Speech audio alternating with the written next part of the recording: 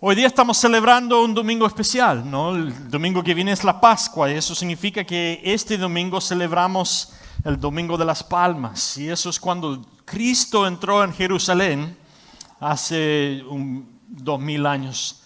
Cristo entra en Jerusalén para empezar todo lo que es la Semana Santa. Y los israelitas estaban celebrando la Pascua y eso era la temporada en la que ellos se recordaban y celebraban que Dios los había liberado de esclavitud de Egipto. Y ustedes se acuerdan de esa historia, ¿no? De las 10 plagas que Dios manda sobre los egipcios para dejar libres a los israelitas si salgan. Y hoy día vamos a hablar un poquito más de eso en unos minutos. Pero hoy día el mensaje lo he titulado Cuando aparece Cristo. Porque Cristo entra en Jerusalén, los israelitas están celebrando con las palmas, ha venido el Mesías, el Rey. Ellos pensaban que los iba a liberar de los romanos. Nosotros sabemos que era para liberar a la humanidad del pecado. Y ellos celebrando que venía Cristo entrando a Jerusalén, ellos pensaban para asumir el trono de los israelitas y liberarlos de los romanos. Estaban todos celebrando. Pero en menos de 4 días van a crucificar a Cristo. ¿Y cómo son, cómo se dice en español? ¿Cínicos? Cínicos. ¿Cómo? No, bueno, cínico. Finicky. ¿Cómo se dice finicky en español?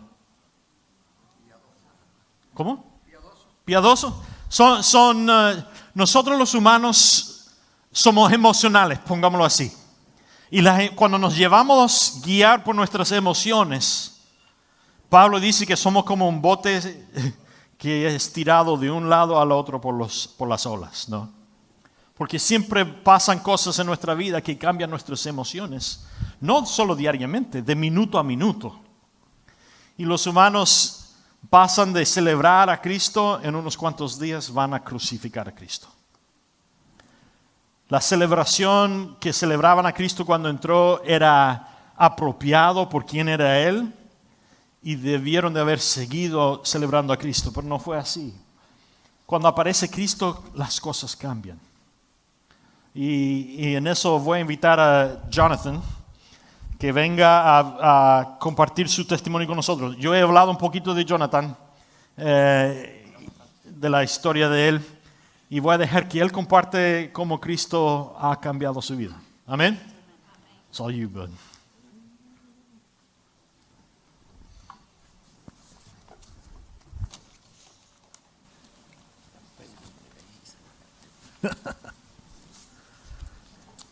How y'all doing today? You know? Let's see. I can talk that. Yeah, it's on. Should be on. They've got it muted in the back. I'll turn it on. How y'all doing today? My name is Jonathan Haywood. I'm a senior.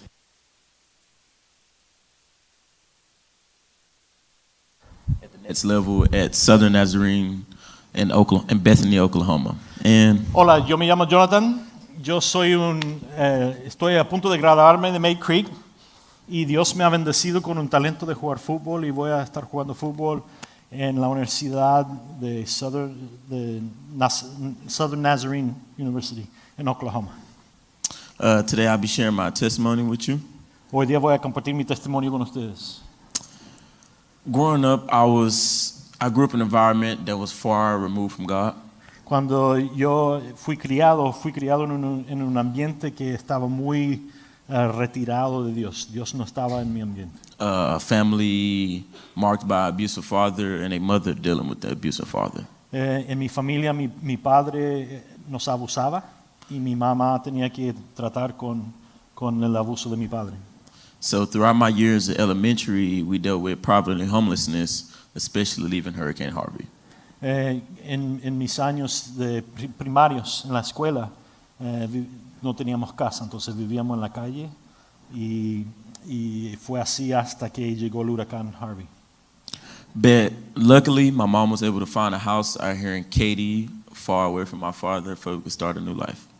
Y después del huracán Harvey, mi mamá encontró una casa donde podíamos vivir alejados de mi padre que nos abusaba.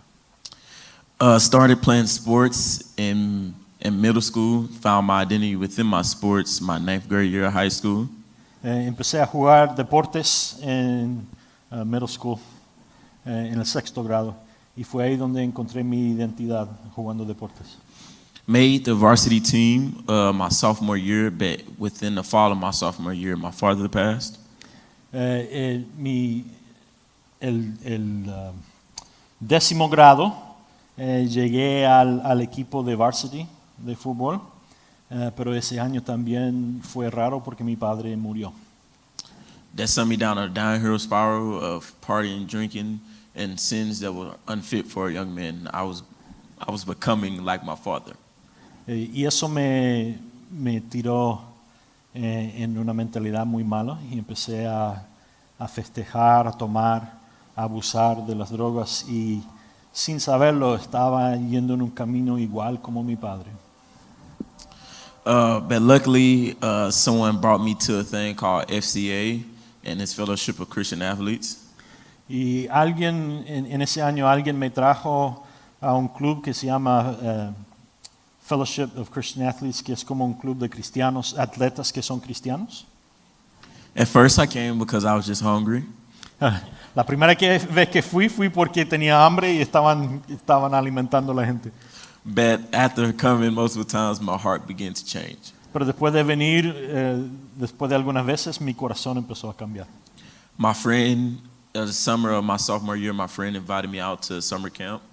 El verano de mi 10º grado, un amigo me invitó a un campamento de jóvenes. Thus, I experienced a profound joy and vulnerability while giving my life up to the Lord in believer's baptism. Y fue ahí que tuve una experiencia muy vulnerable con el Señor y entregué mi corazón al señoría de Cristo. For it says in Romans 10:10, for with the heart one believes and is justified, and with the mouth one confesses and is saved. En Romanos 10:10 dice que en el corazón uno cree, pero con la boca uno proclama la señoría de Cristo. Following that summer, despite giving my life to the Lord, I was still knee deep in the sins that I confessed. Después de ese verano, a pesar de haber dado mi vida a Cristo, seguía luchando con los pecados que estaban muy fuertes en mi vida. On top of that, I had the role of a leadership role or accountability where the sins began to weigh down upon me heavier as I had to hold up a life of righteousness. Aparte de eso, estuve en una posición de liderazgo en Fellowship Christian Athletes y con esa responsabilidad me vino más fuerte la convicción de los pecados que estaba cometiendo. Following that year, the summer of my senior year, going into my senior year, I attended a church camp one more time again. Y el verano antes de entrar a mi último año de high school, fui a un campamento de jóvenes ese verano también. But this time was different. I found community and I found belonging with the church that I started attending. Pero esta vez fue diferente porque esta vez encontré comunión con otros cristianos y la iglesia donde yo atiendo. Romans 10:10 started to become true to me, for it says in verse 10, one who believes with the heart is justified. I really began to believe and confess my life to the Lord. Y como dice Romanos 10:10, no solo creer en el corazón, pero confesar con la boca que Cristo es Señor empezó a tomar realidad de mi vida. It was not easy through countless prayers and through countless cries throughout the night. My heart really began to change. No fue muy fácil. Hubieron muchas noches llorando, clamando al Señor, pero Dios empezó a cambiar mi corazón. I didn't trust the fact that He could save a sinner like me. Y tuve dudas de que Él podía cambiar un pecador como yo. Even though I still stumble to this day, I rest in the everlasting love that God could save me. Y a pesar de luchar con esas dudas, hoy día descanso en la promesa del Señor que Él me puede salvar. For it says in Romans 8:1, reassures us, therefore there is now no condemnation to those who are in Christ Jesus. Porque dice en Romanos 8:1, no hay condenación para aquel que está en Jesucristo. I'm here to encourage you today that even though you fall, get back up and run to the Lord with steadfast love, because if He can save the most brokenhearted like me, He can save you. Y estoy aquí para animarlos a ustedes. No importa cuánto han luchado, cuánto han caído, sigan levantándose y sirviendo al Señor, porque si Él me puede salvar a alguien como mí, Él les puede salvar a ustedes. Let my testimony be a statement to God's grace and love. Que mi testimonio sea un testimonio de la gracia y el amor de Dios. Amen. Thank you, brother. Good job.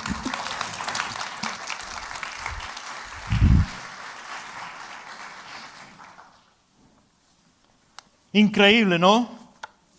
Cuando Dios llega, no siempre llega como nosotros queremos, pero siempre llega como nosotros necesitamos. Si tienen su Biblia, vayan a Levíticos, que está en el Antiguo Testamento, uno de esos libros que nosotros no nos gusta leer mucho porque cuando empieza con la ley, se pone difícil de leer. Levíticos capítulo 5.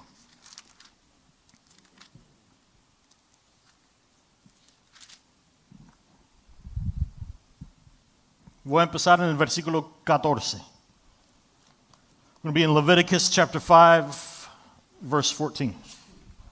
Starting in verse 14.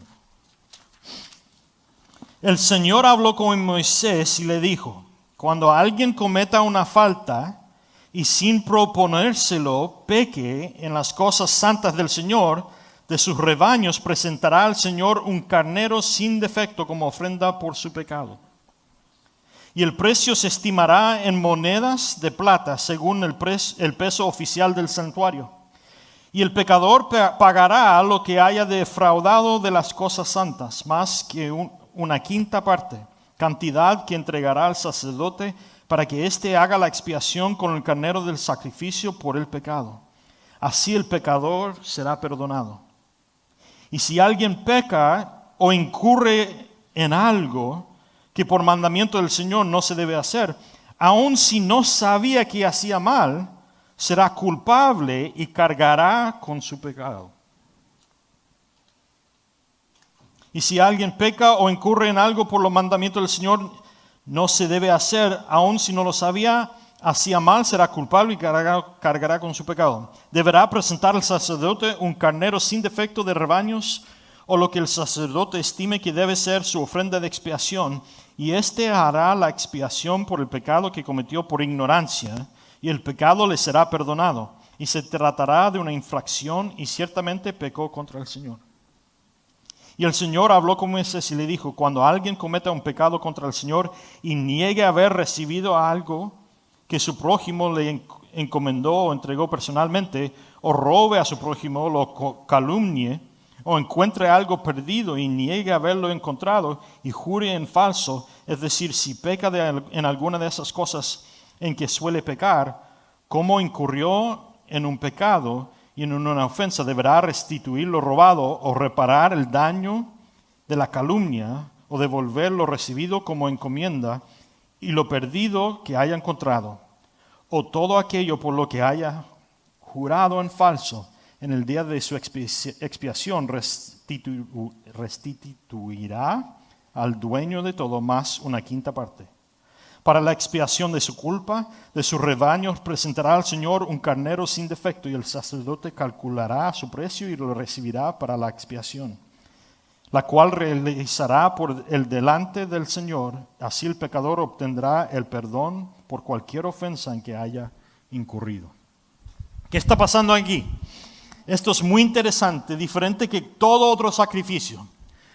Porque Levítico habla de todo el sistema de sacrificio que es necesario para el perdón del pecado. Pero aquí lo que acabamos de leer es una parte del sacrificio, se llama el sacrificio de la expiación. Y esto se trata de un sacrificio por pecado por la cual yo no sé que he cometido.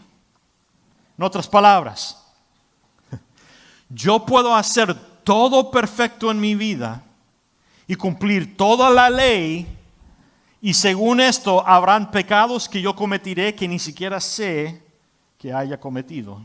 Entonces, lo que Dios está demostrando aquí es que es imposible para nosotros salvarnos por obra.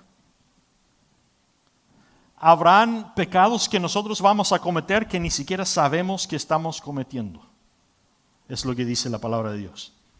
Y por eso ellos tenían que hacer un sacrificio especial, el sacrificio de la expiación, para el perdón de los pecados que ni siquiera sé que he cometido. Imagínense caminar aún bajo esa ley, nunca sabiendo si he cometido pecado o no, pero según la ley, aun si yo no entiendo o no sé que he cometido un pecado, aún soy culpable de ese pecado. Qué horrible, ¿no? Lo bello es que cientos de años después viene Cristo. Y Cristo, cuando estaba celebrando la Pascua con sus discípulos, acuérdense, Él toma el pan y lo rompe y dice, este es mi cuerpo que es roto por ustedes. Coman en recuerdo de mí. Y Él toma la copa y si ustedes no lo saben, cuando uno celebra la Pascua, hay 4 copas de vino que se toman. ¿Sabían ustedes eso? No lo sabían. En la cena de la Pascua, tradicionalmente los judíos toman 4 copas y la comida, hay muchas etapas de la cena y todo tiene símbolo y todo es importante. Y toman 4 copas de vino, uno por el juzgamiento, otro por la redención, otro por santificación y otro por el trono, celebración del trono del rey. Y en la noche que Jesús estaba con sus discípulos, ellos están pasando por la celebración de la Pascua y ellos han tomado ya 2 copas. Pero cuando llegan a la copa de la redención, Cristo no toma de la copa de la redención. Si leen en el Evangelio de Mateo otra vez, Él toma la copa y Él dice, toman, este es sangre de mi sangre, que es derrotado por ustedes. Y uno de los evangelios recuerda las palabras de Cristo cuando Él dice, yo no tomaré del jugo de la uva hasta que ustedes estén en la eternidad conmigo. ¿Por qué? Porque Cristo no puede tomar la copa de la redención porque Él está a punto en 3 horas de salir y ser arrestado y va a sufrir y va a ser crucificado por el pecado de la humanidad. Entonces Él no puede tomar la copa de la redención. En vez de tomarlo, Él toma la 3ª copa y lo pasa a sus discípulos y Él dice a ellos, tomen ustedes, esta es mi sangre derramada. Y ellos no entendían totalmente lo que significaba las palabras de Cristo, pero nosotros lo entendemos hoy día. ¿Por qué? Porque Cristo literalmente está diciendo, yo soy el sacrificio de la expiación. Yo no puedo tomar de la copa de la redención porque yo voy a tomar el pecado de toda la humanidad sobre mí. Y en mi lugar, ustedes van a recibir la redención, la santificación, el perdón de mi Padre. Literalmente está hablando idioma del pacto. Yo estoy intercambiando lugar con ustedes. Y yo voy a tomar la culpa de todos sus pecados sobre mí. Y ustedes van a recibir el perdón y la misericordia de Cristo. No solo por los pecados que han cometido, sino por los pecados que cometerán y aún los pecados que ni siquiera saben que están cometiendo. Mira, ¿sabían ustedes que cuando los sacerdotes hacían los sacrificios para el perdón de las personas, como los que acabamos de leer? Yo traía res o un carnero, algo al sacerdote, él hacía el sacrificio. ¿Sabían ustedes que lo único personas que podían comer de la carne del animal que fue sacrificado era el sacerdote? Así ellos comían, porque tomaban una parte del sacrificio para comer, según la ley. Ninguna otra persona podía comer del animal del sacrificio. ¿Sabían ustedes eso? No. Pero si vas a Deuteronomio y ves a Moisés liberando a los israelitas de Egipto, según la palabra de Dios, Dios trae 10 plagas y el 10º plaga, Dios le dice a los israelitas, toman ustedes un res, un carnero, sacrifíquenlo, uno por cada familia, tomen la sangre y pónganlo sobre su puerta. Y de ahí toman el animal, cocínenlo y que todos coman del animal. Y cuando venga el ángel de la muerte en la noche, va a matar al primogénito varón de cada familia, a menos que haya la sangre del cordero sobre su puerta. Y a menos que ellos hayan comido del cordero. Es la única vez que vemos que comen el sacrificio todo hombre y toda familia. La otra vez que vemos que la gente come del sacrificio es celebrando la crucifixión de Cristo. Entonces, cuando nosotros tomamos el pan y el vino, el jugo en este caso, y tomamos de la cena del Señor, Cristo no solo está mandando que lo hagamos como un metáforo, simbolizando el perdón que Él nos trajo. Literalmente Él nos está invitando a entrar en comunión con Él. A comer, literalmente comer, como recuerdo, el sacrificio de expiación que Él hizo por nosotros en la cruz. Los israelitas comieron del sacrificio, del primer sacrificio, porque la ley no había sido dado todavía, no habían salido de Egipto. El primer sacrificio oficial fue el cordero que fue sacrificado y la sangre puesta sobre su puerta para que Dios salvara al primogénito de esa familia.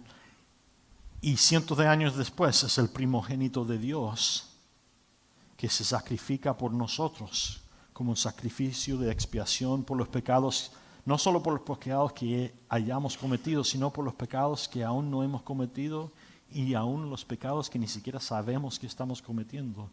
Cristo va a morir por ellos, el primogénito de Dios, y es su sangre que nos cubre aún hoy día. Wow. Cuando aparece Cristo en nuestras vidas, muchos de nosotros, igual que los israelitas hace miles de años atrás, queremos celebrar a este rey que va a venir tal cual como yo quiero que venga, ¿no? Dios, ven y entra en mi vida, dame este trabajo, dame este carro, dame esta casa, obra mi vida de esta manera como quiero, ¿no? Igual que los israelitas. Pero cuando aparece Cristo, no aparece como nosotros queremos, aparece como nosotros necesitamos. Y aún aparece en lugares en nuestra vida que ni siquiera sabemos que necesitan intervención de Cristo, porque Él es nuestra expiación. Amén. Entonces hoy día vamos a celebrar de la cena del Señor como Él nos mandó. Pero cuando tomas un pedazo de pan y lo unges en el jugo y lo comas, no estamos celebrando un metáforo. Estamos entrando en ceremonia con nuestro Salvador. Y estamos comiendo el sacrificio del Señor. Esto no es el cuerpo y la sangre de Cristo literalmente, pero espiritualmente estamos entrando en comunión con Él. Y estamos comiendo como recuerdo que Él es nuestra expiación completa. Y Él puede salvarnos de una vida que ni siquiera sabemos que necesitamos, de la cual necesitamos ser salvados. Amén. Señor, invitamos a su Espíritu Santo a que venga esta mañana, que entre en este lugar, Señor, que su presencia esté con nosotros. Señor, mientras tomamos de la cena del Señor, no solo como metáfora, sino como una ceremonia de comunión contigo, Señor, reconocemos que tú eres Señor, que tú eres Salvador, que tu muerte sobre la cruz fue suficiente para pagar por todos nuestros pecados. Y que tu Espíritu Santo está santificando y redimiendo nuestra vida aún en lugares donde ni siquiera sabemos que necesitamos ser salvados. Señor, como dijo Jonathan, Señor, creemos en nuestro corazón que tú eres Dios y declaramos con nuestra boca, o en este caso, tomando de la cena del Señor, que tú eres Dios todopoderoso. Tú eres Salvador misericordioso. Y tú eres Redentor todopoderoso, obrando en nuestras vidas. Para ti sea toda la gloria y toda la honra. Y es en tu nombre, Cristo, pedimos.